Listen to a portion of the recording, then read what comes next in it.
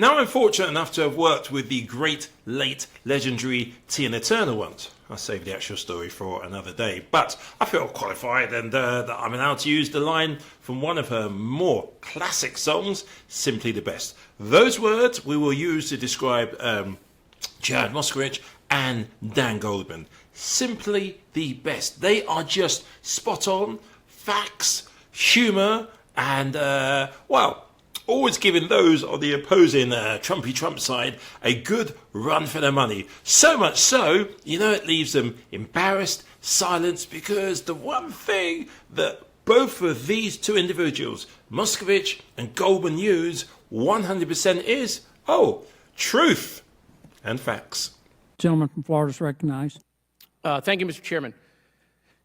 We have failed to pass comprehensive immigration reform up here for decades. But if you listen to the witnesses, some of them, and if you listen to my colleagues, you would think the world didn't begin until President Biden was elected. You would think it was dinosaurs, the wheel, Jesus, the world was flat, the world was round, Biden was elected, every problem. Like nothing happened before. People pretend like everything was just perfect. But you know what? One of my colleagues, when bringing up statistics, showed why this is a farce. She brought up that President Obama deported more people than President Trump. In fact, President Obama deported more people in each term than President Trump. Well, hold on a second. If the border wasn't a problem until President Biden was elected, then how were we deporting all of these people in administrations before Trump was elected? It's because this situation has been going on for decades. So stop lying to the American people that none of this happened until President Biden was elected. Yes, my colleagues passed H.R. 2. They did. It was a wonderful messaging bill. They knew when they passed it, it was dead on arrival in the Senate.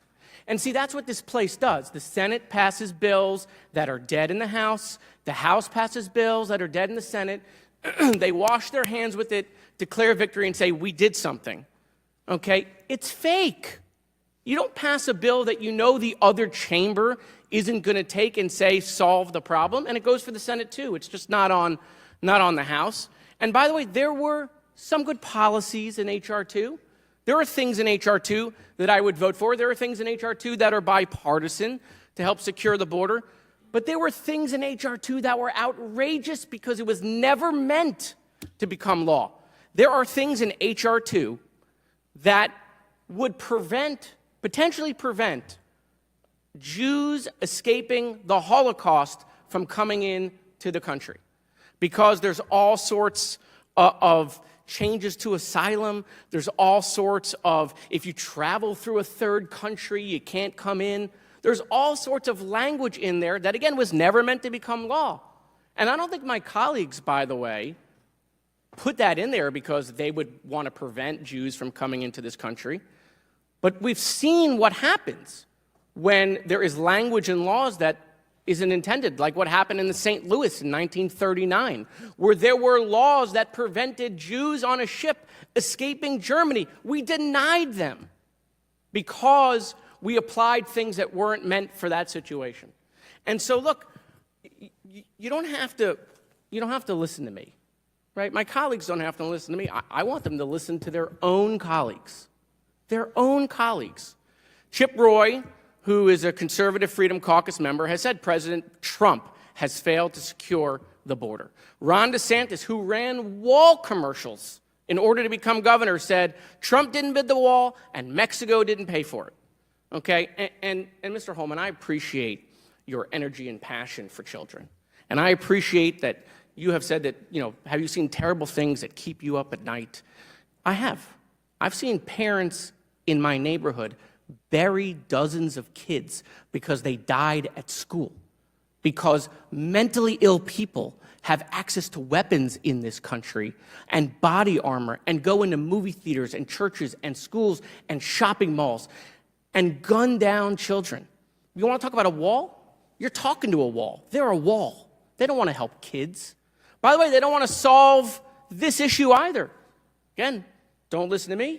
Just listen to the speaker, who was caught on a call the other day saying that we can't solve the border crisis until after the election. By the way, here's Congressman Troy Niels giving it all away. Giving it all away. Let's read this. Let me tell you, he's talking about immigration, let me tell you, I'm not willing to do a darn thing right now to help a Democrat, to help Joe Biden's approval rating.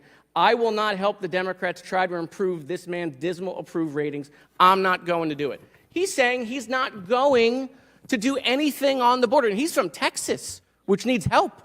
He's not going to do anything because he doesn't want to give Joe Biden a win. You have members of this committee that have threatened to vacate the speaker again if they do anything on the border. Senator John Thune has said this is a unique opportunity. He said when Trump was president and Republicans controlled both chambers, they couldn't get done the policies that are being discussed now. So look, I'm willing to do stuff on the border. I'm willing to do it.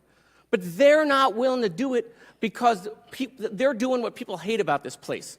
They want to use it to raise money. They want to use it to politicize it. But they don't want to solve the issue. There's a deal on the table. They can solve the issue. Thank you, Mr. Chairman. Mr. Chairman, over there? Yeah, there he is. Yes, thank you, Mr. Chairman. Thank you for our witnesses for coming here today. I think one thing that gets confused a lot when we have these hearings is that there are allegations that Democrats and President Biden don't want to secure the border, want open borders.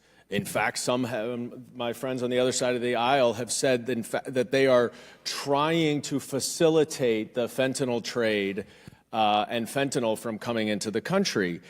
But the irony, and my colleague from Texas, Mr. Fallon, said this at the end of his 5 minutes, is he questions whether or not the Biden administration is serious about addressing the problems at the border. Well, it's quite ironic because right now, this very day and for the last 5 weeks, the Biden administration, the White House, and Secretary Mayorkas have been negotiating with a bipartisan group of senators to actually address the problems at the border.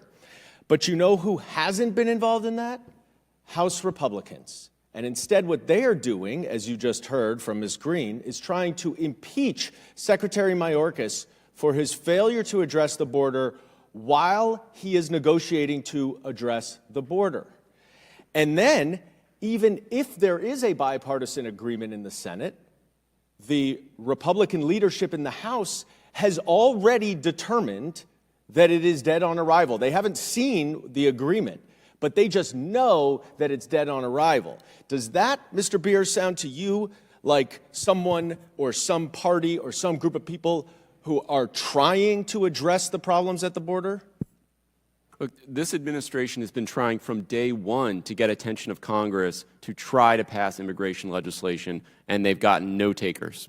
Because, am I correct, Mr. Beer, that the fundamental core problems that cause some of the issues at the border require legislative fixes? They cannot be done through solely executive action. Is that correct?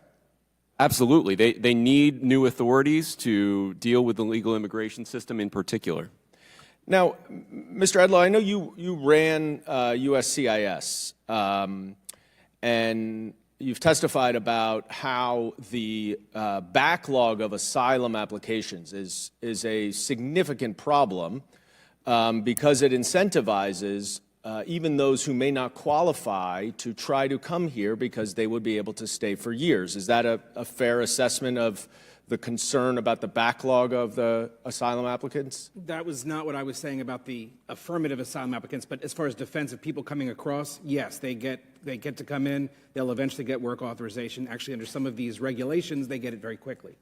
Well, but regardless of when they get it, they apply for asylum, and it takes years, right? And so you would agree with me that fewer than 50% of asylum applicants are granted asylum when their case is finally heard. Is that right?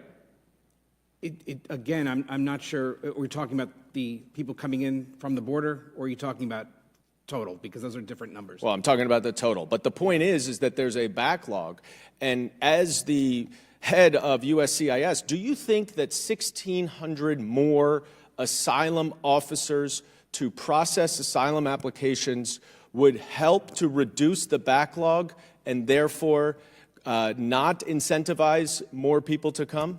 If those officers were going to be placed for affirmative asylum applications for people who have been in the pipeline for a number of years, yes. However, Great, that is because not you know what they're was doing. in the President Biden supplemental? $755 million for USCIS to hire 1,600 asylum officers to go through the backlog. Now, Mr. Homan, do you think that it would be helpful to hire additional CBP officers, Border Patrol agents, or border processing coordinators so Border Patrol agents can do their job and try to secure the border and fight drug trafficking and human trafficking coming over the border? Would those additional officers have helped you when you were heading that department? Hiring more officers to process more quickly, release more quickly. I'm not is asking gonna bring more about people. I'm not asking about what I asked. I asked separately about CBP officers, HSI officers, Border Patrol agents, security enforcement officers. Would that help to secure the border? This is not a resource issue; it's a policy issue. That's not my question. My question is, would it be helpful?